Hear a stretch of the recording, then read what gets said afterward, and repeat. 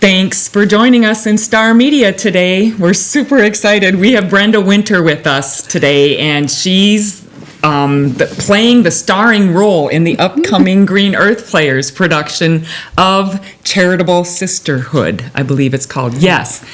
So...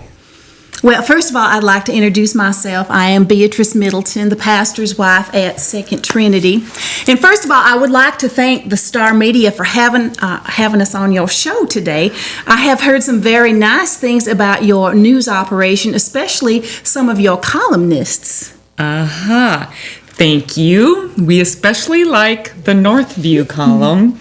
We have another one of those coming up in our next Star Herald. Oh, well, I will be looking forward to that. Well, I would like to invite all of your viewers to the Charitable Sisterhood Second Trinity Victory Church Christmas Spectacular, which is going to be at the Palace Theater in Laverne on November 15, 16, 17, and 22, 23, 24.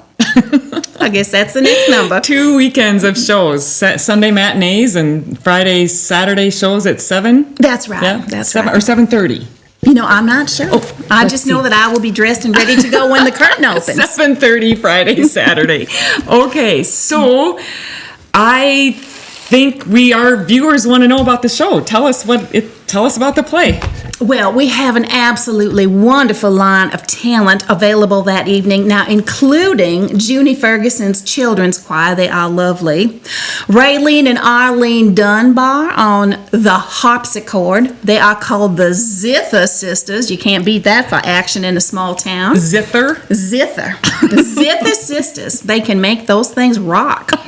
You can hear the amazing voice of Lorraine Jensen during the medley of carols, and there are many other wonderful acts. And one of them is a little skit I found at the library. It's a countrified version of The Night Before Christmas. It's set in a trailer park.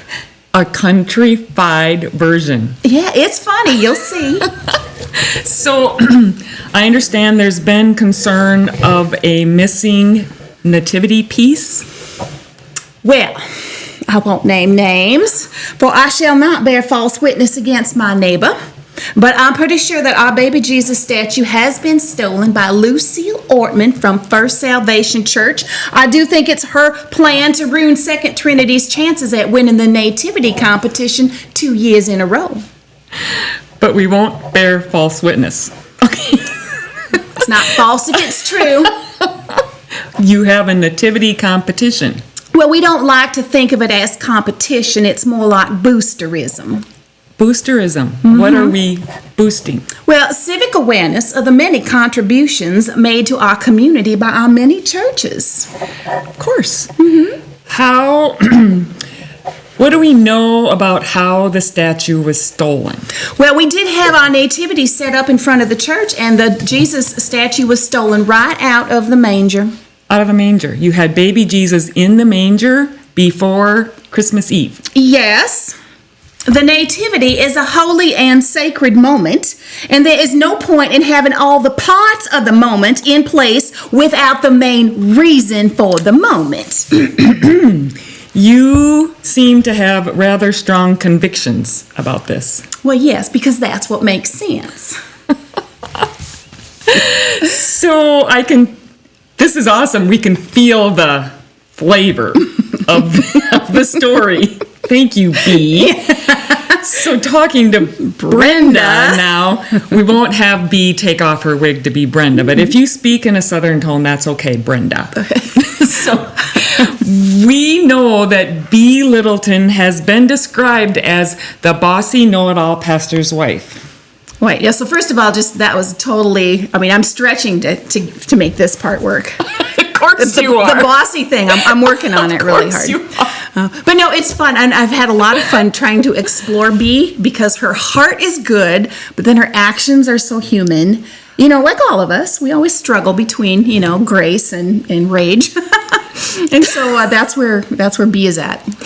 So I just can't wait to see this. I can only imagine how much fun, because it's an all-female play. There's 7 of our local women starring or playing roles in this. The Star Media recorded a clip, a little piece of one of your favorite scenes in the production. And so I wonder if you can tell us what's going on in this scene. Well, in this scene, the detective, played by Sarah Schmuck, is presenting the stolen Joseph piece from that nativity scene. Joseph gets stolen also. Oh, it's complex. It's a complex plot. There's a lot going on. Denise Wader from Worthington plays the part of Lucille Orton, and they're presenting her with this figure to confirm with her that it is her missing Joseph. And because maybe there's some guilt on the stage, my character, Beatrice, is pacing back and forth in the background trying to not be guilty. All right, let's watch the clip. Let me get the talking. It just showed up and we're bringing it back. Hey, Tina, do you want to take one more look? Ladies. So we wanted you to see it to make sure it's the statue you're missing. Well, if you haven't even looked at it yet, then how do you know what it is? I'm just saying, we wanted you to see it exactly as it came to us. If you don't, then how do you know what it is? Well, you can see his feet, and they look very beautiful. Also, there was a note. Oh, a note? I don't think there was a note. Yes, I left it in my office. It was a note. Well, what did it say? Well, it said, well, it was addressed to the good people at Second Trinity, and it said, Christmas wishes to y'all, and then it said, I know they wanted to level the playing field, especially since First Salvation is imposing that pathetic and amateurish Christmas nativity scene on the good citizens of this town. Oh my! I know it, and that's not all. They went on and they said we need to let that Second Trinity should win because they had the best nativity in town, and they didn't sign it. Well, that is absurd in so many ways I can't even count. Maybe we better get to first things first to make sure this is the statue you're missing. My, it looks like something you'd want to dump into Jasper's Creek. Oh, my, that's my Joseph. I did the eyes myself. What is so funny? We are just overcome. She just so happy to have your Joseph back. Well, that's fine. That is funny. So our community, just to back up to Brenda again, our community has fallen in love with Marlene and Darlene. And so having you play the role of Bee will be different for us, and it's different for you too, I understand. Well, one of the challenges, when I tried out for the Green Earth play and I got the part, I called my daughter in Kentucky and I said, I got the part. And she goes, this means you're going to have to follow directions. So when we do the Marlene and Darlene pieces, I'm the writer, producer, director, and main character. So I can do it all. It's all in my head. I know everything. But with B, I had to think about what did the playwright want? What does Sue Sandbolt, the director, want? Elaine Hansen in costuming, and assistant director Mary Carroll is like our wig queen. And so it is a nice wig. It's very nice. This is my 5th wig. Mary Carroll is on the wig detail. But just working with other people and trying to see their vision and then incorporating it too it's fun. It's really fun. And working as a team and not just solo. It's a good thing you're not bossy. It is so good I'm not bossy. There's a little piece of my tongue missing from your tongue. So Ms. B sounds different than Marlene, of course.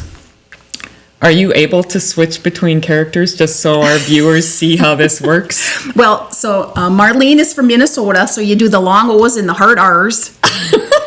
And then to move to the South, I actually watched YouTube videos on the Southern Virginian accent because they're very different from Texas to Alabama to across. But in Virginia, it's quite soft. And you just lengthen out the words a little bit and then drop the R's. And then I have been listening to Mary Carroll. Oh, sure. Because she's our coach. I forgot. And words that only have one syllable have 2. Like my husband's name, Jim. So in the South, when Mary Carroll says it, that's 2 syllables. But of course, Marlene would say Jim. Uh-huh. So, except she Minnesotans make two syllables out of things. Right. Yeah. Oh yeah. It's great fun. I love listening to dialects and words and trying to do it.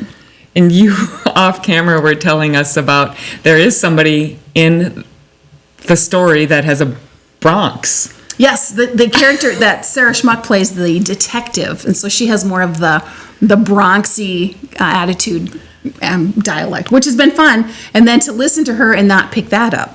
And so we joke that our accents are contagious on stage. So you have to adopt and claim and hold your own accent without It's a good falling. thing you're all talented actresses. They are very Can't wait talented. to see There's this. a Oh, my lot of goodness. talent in this show. So the Star Herald, for the paper this week, we interviewed Sue Sandbolt, your director, and she was telling us she fell in love with the story and the play. I mean, what's so endearing about it? Well, like I mentioned earlier, I think it's the human nature. Beatrice, she wants to do the right thing. I mean, she loves God, she loves Jesus, and yet she wants to win, and those kinds of things, So I like the human nature part of it, and that. At the end, the conclusion, of course, like the typical story, there's grace and peace at the end, but there's drama getting there, which is the fun of a play, of course. Of course, right. No, she had kind of hinted at that too, and of course, without giving away the storyline. And so, is there anything else we need to know about this play and about why we need to go? Well, if for two more reasons, Leona Hoyk is in the play. Her name is Potato Hands Junie Ferguson, and so for her to be the brilliantly talented pianist that she is to play poorly, I think it takes everything she has to play poorly, and she She's plays so very talented. poorly, and it's so funny. And so just to listen to her goof around on the piano is very much fun. And then Rachel Ask has two Christmas songs. And her voice, Rachel can sing like an angel. didn't know. Oh, That's yes. awesome. Yeah, so we were joking, if the whole show just falls apart, Rachel's going to save us with the music. voice. But Oh. it won't fall apart. It's going to be a great show. Of course it will. Of course it will be. Oh, for gosh.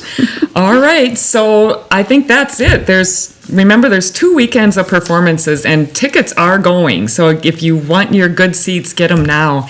Again, they're November 15 through 17, and the Friday, Saturday shows are at 7:30. Sunday shows are at 2 p.m.